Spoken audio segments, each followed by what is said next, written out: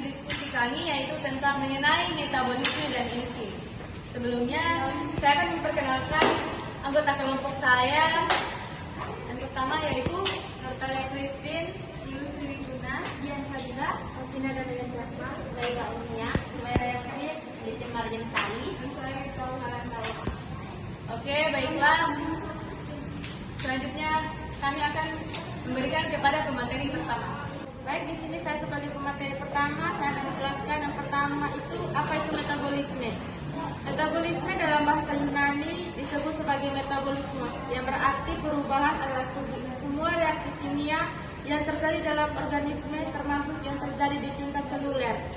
Metabolisme disebut juga reaksi enzimatis karena metabolisme terjadi selalu menggunakan katalisator enzim. Metabolisme merupakan suatu proses pembentukan atau penguraian zat di dalam sel yang disertai dengan adanya perubahan energi. Proses-proses ini terjadi dalam sel makhluk hidup.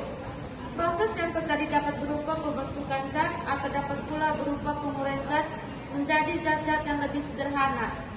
Proses pembentukan zat terjadi pada proses fotosintesis, homosintesis, sintesis lemak, dan sintesis protein. Proses penguraian zat dapat berupa respirasi sel dan fermentasi sel. Metabolisme adalah segala proses reaksi kimia yang terjadi di dalam makhluk hidup, mulai dari makhluk bersel satu yang sangat sederhana seperti bakteri, protozoa, jamur, tumbuhan, hewan, sampai kepada manusia. Makhluk yang susunan tubuhnya sangat kompleks. Di dalam proses ini, makhluk hidup mendapat mengubah dan memakai senyawa kimia dari sekitarnya untuk mempertahankan kelangsungan hidupnya. Yang berikutnya, pembagian metabolisme. Dibagi menjadi dua, yang pertama ada anabolisme dan katabolisme. Anabolisme adalah suatu peristiwa penyusunan senyawa kompleks dari senyawa sederhana. Nama lain dari anabolisme adalah peristiwa sintesis atau penyusunan. Anabolisme memerlukan energi, misalnya energi cahaya untuk fotosintesis, energi kimia untuk homosintesis, contohnya fotosintesis. Berikutnya, katabolisme adalah reaksi pemecahan atau pembongkaran senyawa kimia kompleks yang mengandung energi tinggi menjadi senyawa sederhana yang mengandung energi lebih rendah. Tujuan utama katabolisme adalah untuk membebaskan energi yang terkandung di dalam senyawa sumber, contohnya respirasi. Respirasi juga dibagi menjadi dua, yang pertama ada aerob dan anaerob. Baiklah, slide selanjutnya itu anabolisme, yaitu proses pembentukan senyawa kompleks yang dibutuhkan oleh sel-sel dari molekul sederhana dengan bantuan energi. Lalu selanjutnya fotosintesis, yaitu peristiwa penggunaan energi cahaya membentuk senyawa. Jadi dapat disimpulkan yaitu air dan karbon dioksida yang terkena oleh cahaya matahari akan menghasilkan gula dan oksigen. Lalu reaksi fotosintesis pada tumbuhan terjadi di kloroplas. Dapat dilihat dari gambarnya, yaitu ini adalah gerhana, yaitu satu tumpukan tilakoid. Lalu dari tumpukan-tumpukan tilakoid menangkap energi cahaya dan mengubah ke energi kimia. Stomata yang berbentuk seperti jaring-jaring, tempat glukosa terbentuk dari CO2 dan H2O. Fotosintesis dibagi menjadi dua tahap, yaitu reaksi terang dan juga reaksi gelap.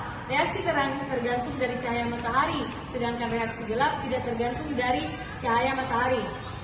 Reaksi terang yaitu proses penyerapan foton dan mengubah menjadi ATP dan NADPH. ATP terbentuk oleh proses fotosforilasi, sedangkan NADPH terbentuk oleh proses fotoreduksi. Proses ini terjadi di membran tilakoid dan pada waktu siang hari.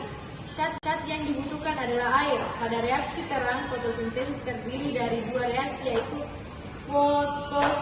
fotofosforilasi dan atau non siklik dan fotofosforilasi atau siklik. Ya. Baik, materi selanjutnya yaitu fotofosforilasi non siklik atau reaksi pertama.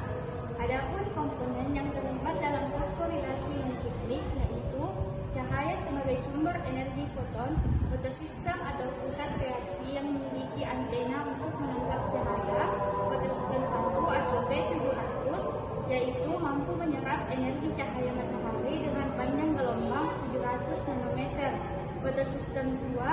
P680, yaitu mampu menyerap energi cahaya matahari dengan panjang gelombang 680 nanometer. Selanjutnya akseptor elektron, yaitu ADP, NADP, air atau H2O. Berikut adalah bagan dari fotofosforilasi non-siklik, di mana proses diawali dari energi foton yang berasal dari cahaya, kemudian akan diserap oleh fotosistem kedua atau P680. Dari energi cahaya ini, maka P680 akan memicu elektron yang akan ditangkap oleh akseptor primer. Pelepasan elektron ini biasa disebut sebagai fotoeksitasi karena ia melibatkan cahaya. Akibat dari fotoeksitasi ini, maka P680 akan mengalami kekosongan elektron yang menyebabkan fotolisis air, di mana H2O diubah menjadi hidrogen dan oksigen. Oksigen dilepaskan ke udara untuk kebutuhan respirasi, sedangkan hidrogen bereaksi dengan NADP untuk membentuk NADPH. Kembali ke elektron yang akan ditangkap oleh akseptor primer, kemudian akan dialirkan ke fotosistem 1 atau P700 melalui rantai transport elektron. Akseptor yang terlibat yaitu PQ atau plasma. Selanjutnya, setelah energi foton menerima P700, maka fotosistem 1 akan melepaskan elektron dan ditangkap kembali ke akseptor primer dan dipindahkan ke terodoksin atau Fp, lalu diterima oleh NADP dengan bantuan enzim redukase. Selanjutnya terjadi pembentukan NADPH yang berenergi tinggi karena terjadi penambahan hidrogen dari fotolisis air. Kita masuknya fotofosforilasi siklik atau reaksi kedua. Komponen yang terlibat dalam fosforilasi siklik adalah cahaya sebagai sumber energi foton, kedua fotosistem atau pusat reaksi yang menjadi antena untuk menangkap cahaya dari dua jenis fotosistem. Fotosistem 1 atau P700 mampu menyerap energi cahaya matahari dengan panjang gelombang 700 nanometer. Yang ketiga, akseptor elektron. Yang keempat, ADP. Yang kelima, NADP. Yang keenam, air atau H2O. Jadi inilah proses fotofosforilasi siklik atau reaksi kedua. Dari matahari ditangkap oleh P700 dan terjadi ekstasi elektron yang ditangkap oleh akseptor primer dan kembali lagi ke P700. Materi selanjutnya yaitu reaksi gelap. Reaksi gelap sering juga disebut sebagai siklus Calvin, merupakan reaksi lanjutan reaksi terang dalam proses fotosintesis. Proses yang terjadi pada reaksi gelap fotosintesis tidak membutuhkan cahaya matahari secara langsung. Komponen yang dibutuhkan pada reaksi gelap fotosintesis CO2 dan udara bebas. ATP dan NADPH dari reaksi terang. Reaksi gelap terdiri dari 3 fase, yaitu fiksasi, reduksi, dan generasi. Bagan reaksi gelap fotosintesis atau siklus Calvin, tempat stroma bahan ATP, NADPH, dan CO2. Hasil glukosa C6H1206, ADP, dan NADP. Materi selanjutnya yaitu katabolisme. Proses pengurangan senyawa kompleks menjadi senyawa-senyawa yang lebih sederhana. Contoh proses katabolisme pada makhluk hidup adalah respirasi sel. Ada 2 macam respirasi sel, yaitu respirasi aerob, respirasi yang memerlukan oksigen. Respirasi ini berlangsung di dalam organel sel yang disebut mitokondria. Respirasi aerob memiliki 4 tahap, yaitu glikosis, katabolisme karbohidrat, pembentukan asetil KO, asiklus, daur Krebs, dan sistem transport. Respirasi anaerob, respirasi yang tidak menggunakan oksigen. Respirasi anaerob juga menggunakan glukosa sebagai substrat. Respirasi anaerob merupakan proses fermentasi yang terjadi dalam sitoplasma. Fermentasi ini dibedakan menjadi fermentasi alkohol dan fermentasi asam laktat. Fermentasi alkohol tersaji secara anaerob. Reaksi glukosa 2 asam pirofat, 2 asetaldehid, 2 etanol. Fermentasi alkohol terjadi pada proses pembuatan tapai anggur. Fermentasi asam laktat. Fermentasi asam laktat terjadi pada otot manusia saat melakukan kerja keras dan persendian oksigen yang kurang mencukupi. Materi selanjutnya yaitu definisi dari enzim. Nah, apa itu enzim? Enzim adalah senyawa organik khususnya protein bermolekul besar yang berfungsi untuk mempercepat jalannya proses reaksi metabolisme. Nah, enzim ini menjadi biokatalisator atau zat yang dapat mempercepat reaksi yang dihasilkan oleh sel-sel hidup pada tumbuhan. Enzim tidak ikut bereaksi dengan substrat atau produk. Aktivitasnya dapat dikontrol sesuai dengan kebutuhan organisme itu sendiri. Ketika dibutuhkan cepat, maka reaksinya dipercepat, dan ketika tidak dibutuhkan, maka reaksi ini dapat dilakukan menghambat inhibitor atau penghambat dari suatu enzim. Selanjutnya, bagian yang aktif adalah sisi aktif dari enzim, yaitu untuk melakukan pengikatan dengan substrat. Adapun beberapa susunan enzim. Komponen utama enzim adalah protein. Protein yang sifatnya fungsional antara 12.000 sampai 1 juta kD. Nah, ini kan ada gambar. Terus yang orange itu namanya substrat atau H2O2. Yang merah itu active site. Keseluruhan ini namanya schematic model enzim.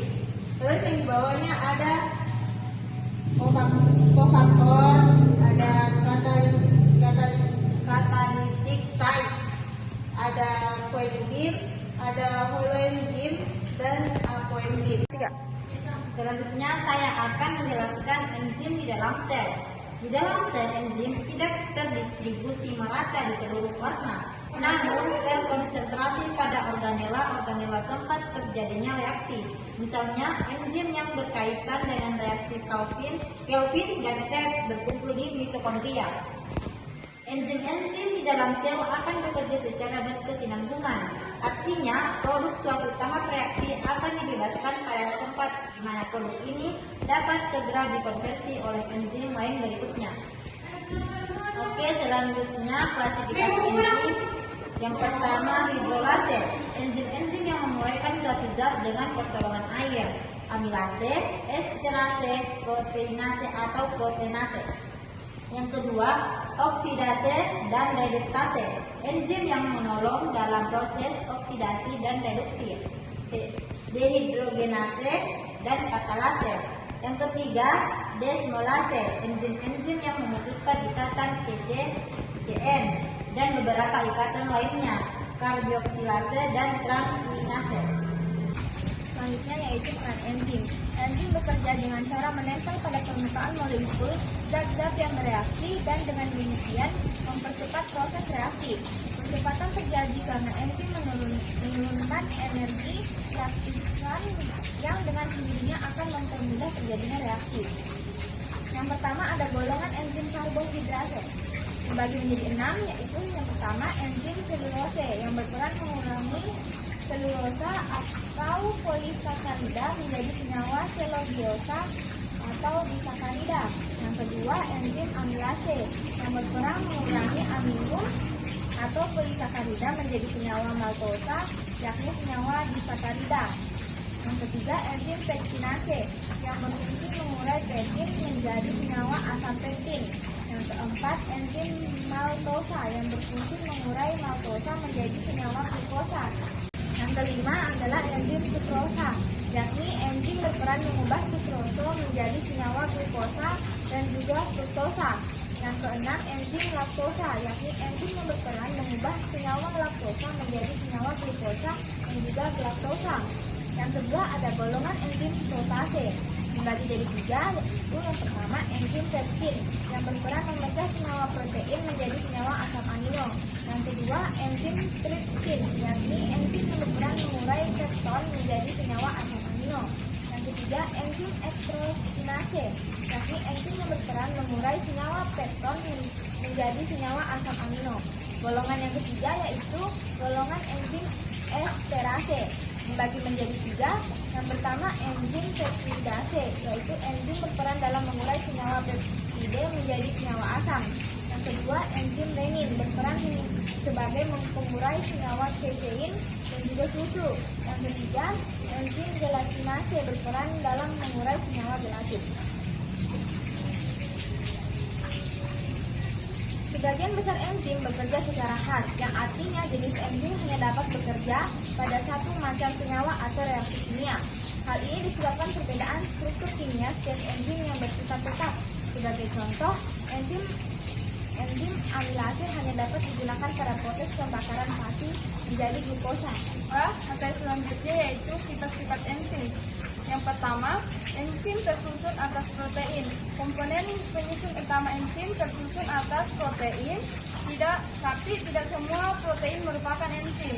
Dan yang kedua yaitu enzim merupakan biokatalisator. Enzim bersifat biokatalisator. Enzim hanya mengubah kecepatan reaksi dengan menurunkan energi aktivitasnya.